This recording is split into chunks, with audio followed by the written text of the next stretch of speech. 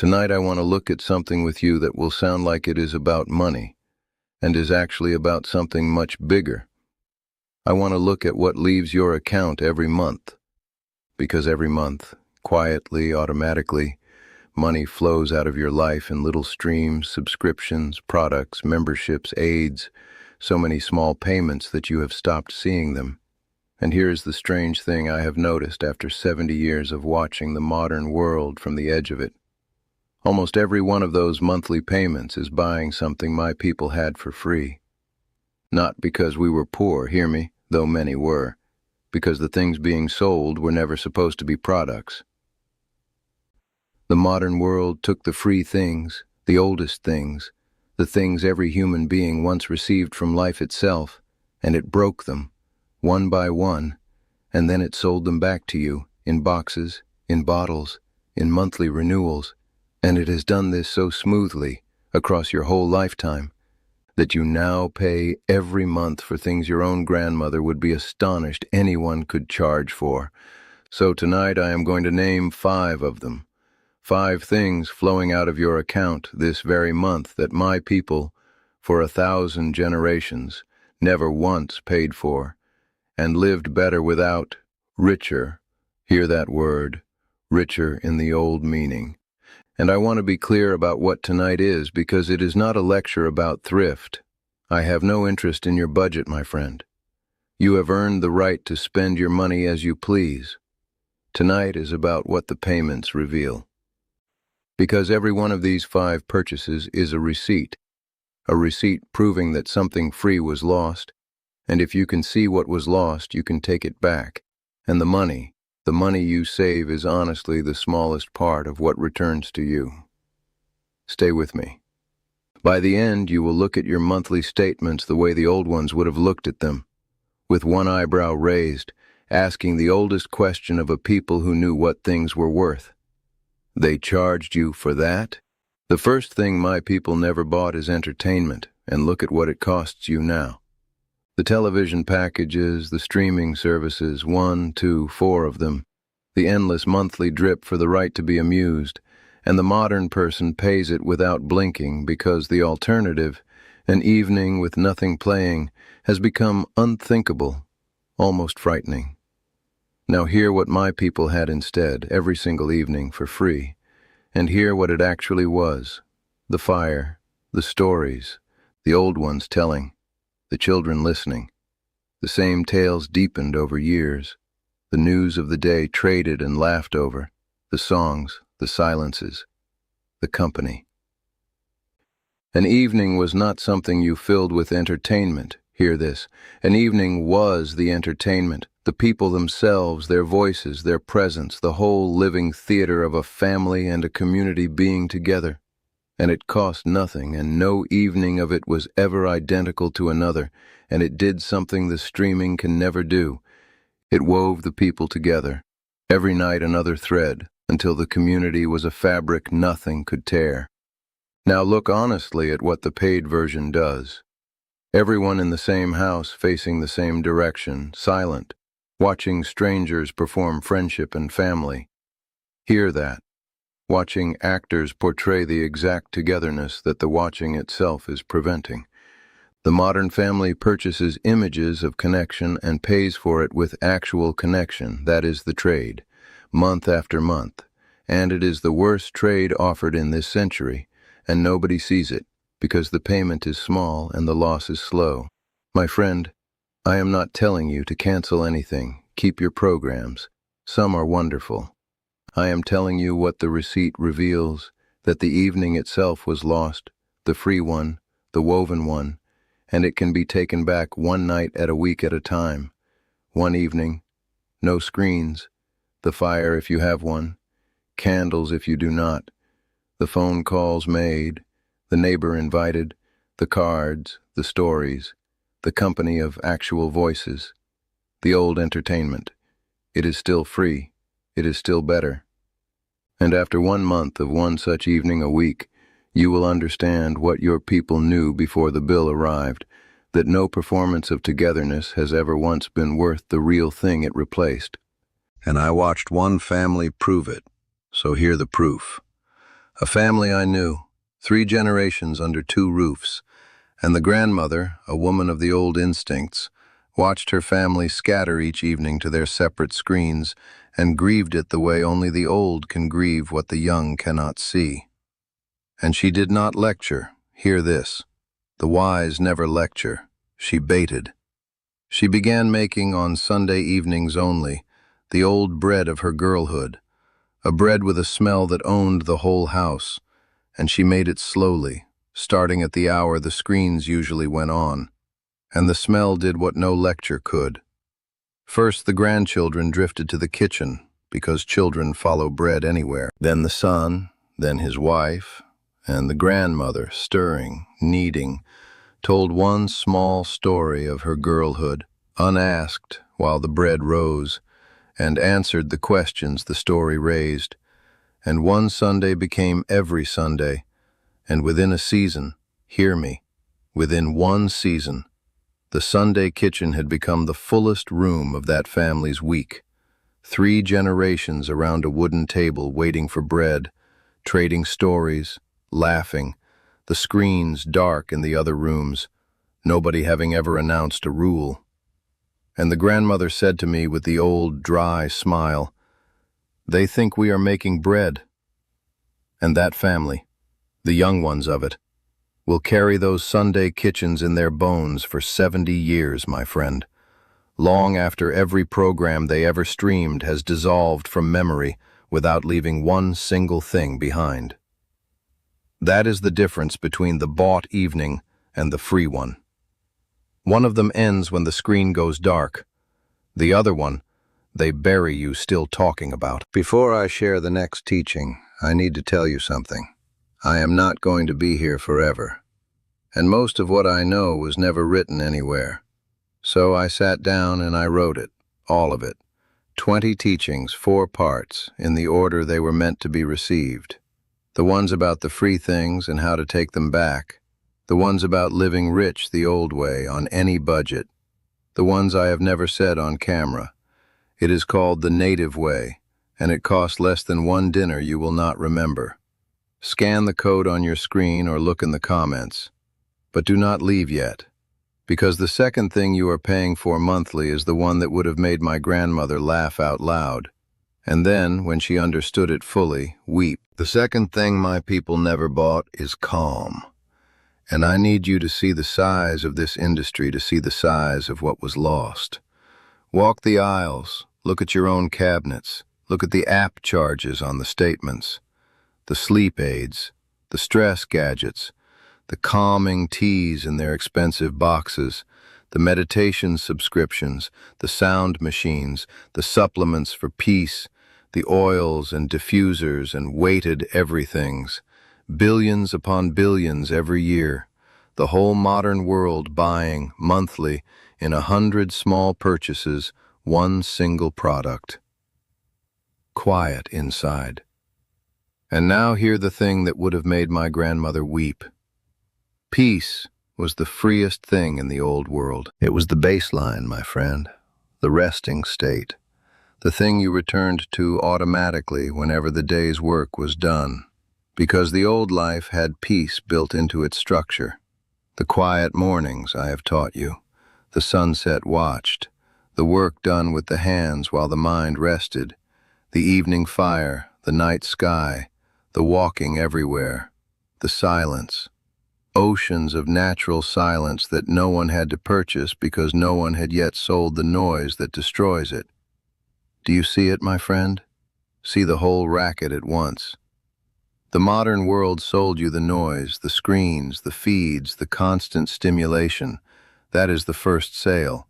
And the noise broke your natural calm. And then it sold you the calm back, in bottles and subscriptions. That is the second sale, the same customer, billed twice, coming and going, for the breaking and for the repair. And the repair never quite works, does it? Because a supplement cannot compete with a life built wrong. Now hear me carefully, because I say this with love and honesty both. If a doctor has you on true medicine for sleep or for your nerves, honor that, stay with it. That is a different matter, and I will never teach against it. I am speaking of the mountain of products beneath the medicine, the calm industry, and what the receipt reveals, which is that the structure of peace was dismantled, and you have been renting fragments of it back. Take back the structure instead. It is all still free. The morning quiet costs nothing.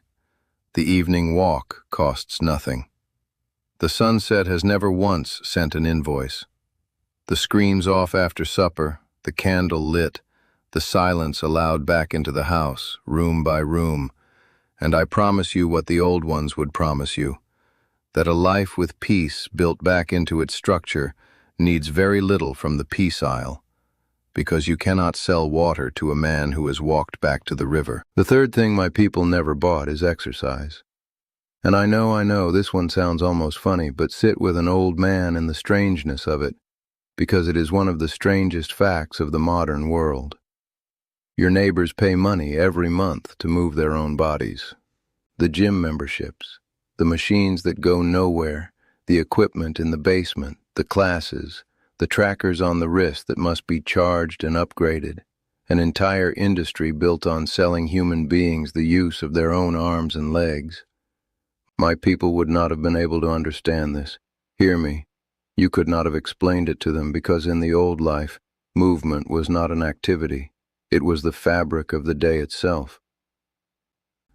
The water carried, the wood gathered, the ground worked, the game walked after, the children chased, the camp moved, a whole life of bending, lifting, walking, carrying, reaching, and nobody in 10,000 years ever needed to schedule it because living was the exercise.